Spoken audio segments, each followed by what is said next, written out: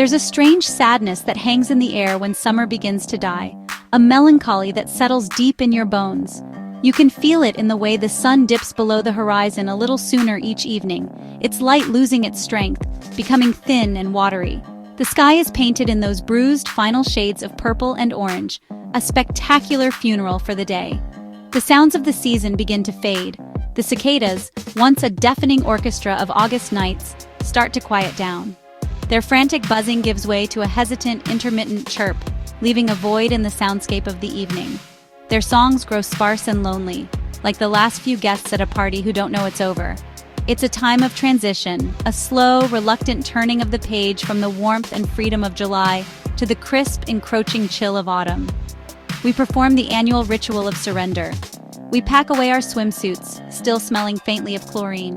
We fold our sun-bleached towels, shaking out the last grains of sand that carry the ghost of the shore. We put away the summer self, thinking only of the routines that await. School starting, work piling up. We believe the season is just ending, but sometimes it's not just the season that's fading away. We tell ourselves that the shadows are getting longer simply because of the Earth's tilt, but we notice how they seem to deepen and writhe when we're not looking directly at them. We dismiss the sudden, unnatural cold spot on a warm porch as a passing breeze, pulling our sleeves down over the goosebumps it leaves behind, a shiver that has nothing to do with the temperature. But the end of summer has its own peculiar energy, a liminal static in the air. It's a thinning of the veil between what we know and what we fear. The laughter from late-night bonfires still echoes in the woods, but now it sounds different, hollowed out, stripped of its joy.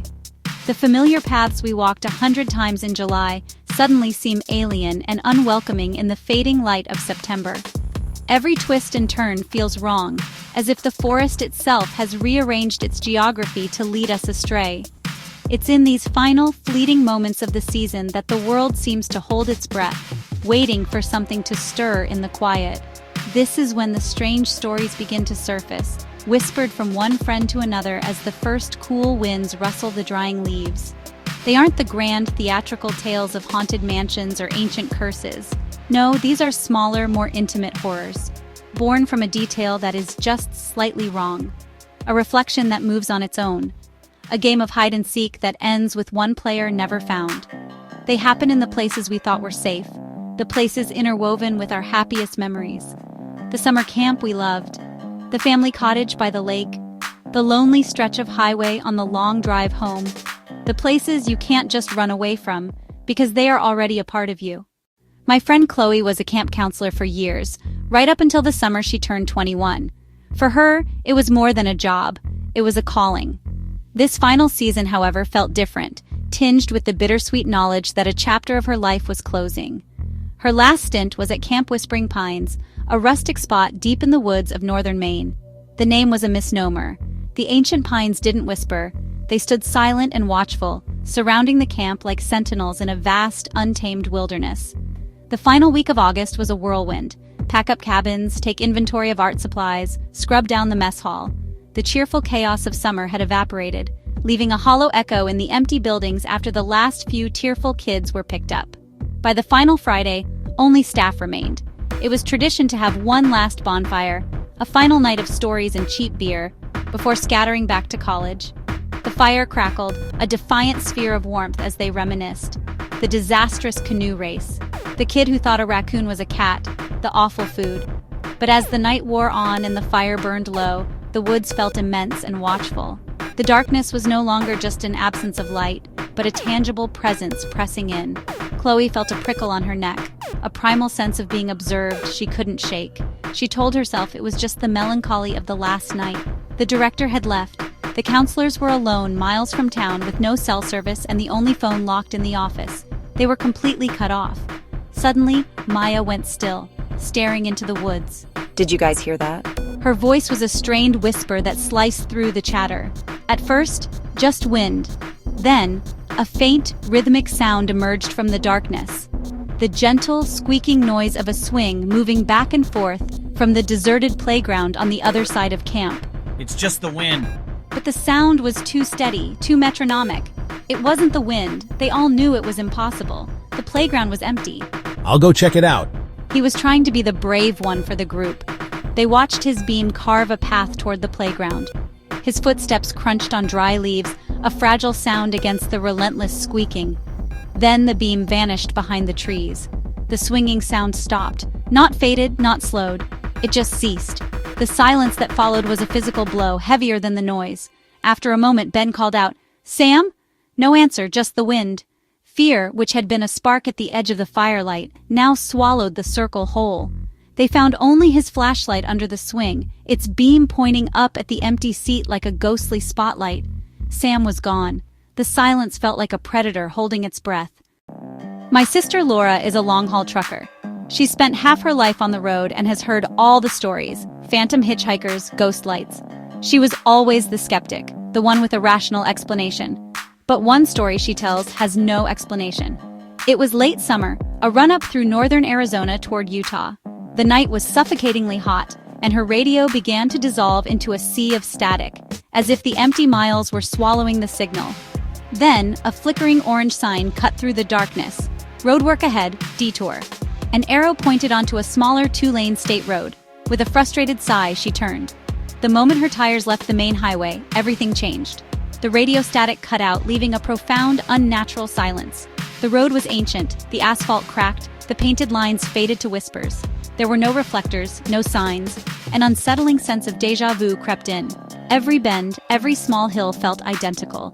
She was driving in circles. She kept expecting to see another car's taillights, but there was nothing. Then a single light appeared. Relief. But as it drew closer, the feeling curdled. It was a pair of dim yellow beams on a car that looked impossibly old. A long, pristine 70s sedan crawling toward her. She slowed, ready to give a nod. As it neared, she glanced into the driver's window and saw nothing. The driver's seat was empty. The car glided past in absolute silence. The only sounds were her own engine and the frantic drumming of her heart. She watched its dim taillights shrink, a cold dread spreading through her. Every instinct screamed that something was deeply wrong. She slammed her foot on the accelerator, desperate to escape. Finally, the road curved and she saw it. The familiar glow of Route 89. The detour was over. As her tires hit the smooth asphalt, the radio crackled back to life with a somber newscast. "A somber anniversary," the voice said. "State police remain baffled by the events of 30 years ago tonight. On this day, August 28, 1995, a family vanished on the old State Route 17 after a flash flood. Their vehicle, a dark blue 1978 Lincoln Continental, was never found." Laura pulled over, her hands shaking. She looked back. Where the detour should have been, there was nothing. No sign, no flashing lights. Just a rusted sign for State Route 17, its entrance blocked by massive concrete barriers. The road had been closed for decades. There was no road work. She had followed a phantom detour. She didn't start the engine again until the first hint of dawn. She just sat there in the cab, too afraid to move, listening to the empty hiss of the radio. This last story is one my grandmother told me, from when she and my grandfather were first married. They rented a small cottage on Sparrow Lake at Summer's End. They were the only ones there. The first day was perfect, until night brought thick fog and soft gray silence. She woke to a sudden chill and lay listening. Then she heard it, a faint scraping from the dock. Scrape, drag, scrape, drag. "Frank, wake up, listen." It was closer now, heavy, wet. He mumbled it was a beaver pulling a log, but she knew the rhythm was too deliberate. Underneath the scraping, she heard it, a faint, wet dripping. Drip, drip, drip, as if whatever was being dragged had just come from the lake. He crept to the window overlooking the porch and dock. "There's nothing there," he said, voice tight. "Fog's too thick. Try to sleep." They lay awake for hours, jumpy at every creak and rustle. Morning came bright and serene, as if it had been a bad dream. She walked out for air. Then she saw them. Long, deep gouges carved into the planks, starting at the ladder. The gouges ended at their back door. Next to them, a trail of dark, wet footprints. Long, slender, webbed, not human. They packed in silence and left, didn't even lock the door. A week later, the agent asked why they'd taken the old rowboat. It had been chained all season. Now it was gone. Something had dragged it from its mooring and pulled it into the deep water. Some stories don't need an explanation to haunt you. They just follow you home, waiting for the next summer to end.